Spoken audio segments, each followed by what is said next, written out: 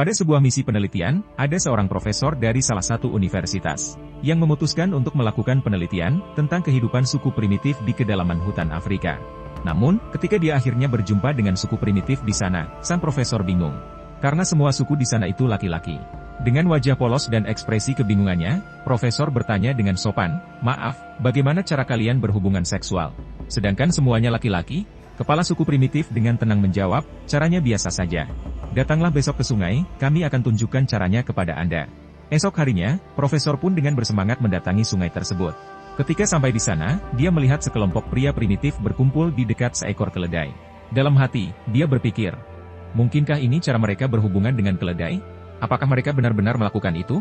Kemudian sang kepala suku pun berkata, "Karena Anda tamu, maka kami persilahkan Anda yang lebih dulu." Profesor merasa bingung dan ragu. Dia tidak pernah membayangkan akan menghadapi situasi yang aneh seperti ini. Tapi karena profesor takut dengan orang-orang primitif itu, dia pun mendekati keledai dengan hati yang berdegup kencang.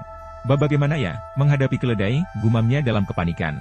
Dengan susah payah dan setengah berpikir, sang profesor pun mulai memeluk, mencium, dan melakukan berbagai gerakan aneh dengan keledai tersebut. Sembari melakukannya, dia berkata pada dirinya sendiri, "Ini hanya untuk penelitian, ini hanya untuk penelitian. Aku pasti akan mendapatkan Nobel atas penemuan luar biasa ini." Tak disangka, setelah sekitar 15 menit berlalu, kepala suku sudah tidak sabar menunggu.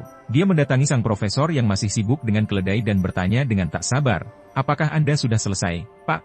Kita perlu keledai ini untuk menyeberangi sungai supaya bisa sampai ke kampung suku perempuan."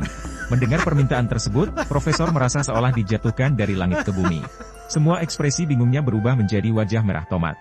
Dia buru-buru berhenti dan menggelengkan kepala sambil berkata malu-malu, "Maafkan saya pikir. Sebelum dia sempat menyelesaikan kalimatnya, sang profesor pun berlangsung pingsan. Para suku primitif tertawa riang melihat reaksi konyol profesor kocak. Mereka kemudian menghampirinya dengan penuh kehangatan dan membantu mengembalikan kesadarannya.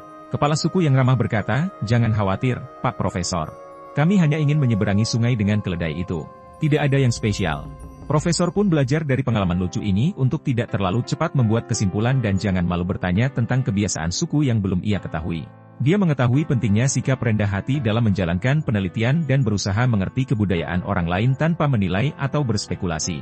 Sejak saat itu, cerita lucu tentang profesor dan keledai menjadi cerita legenda di antara suku primitif dan menghibur mereka di setiap malam di bawah cahaya rembulan.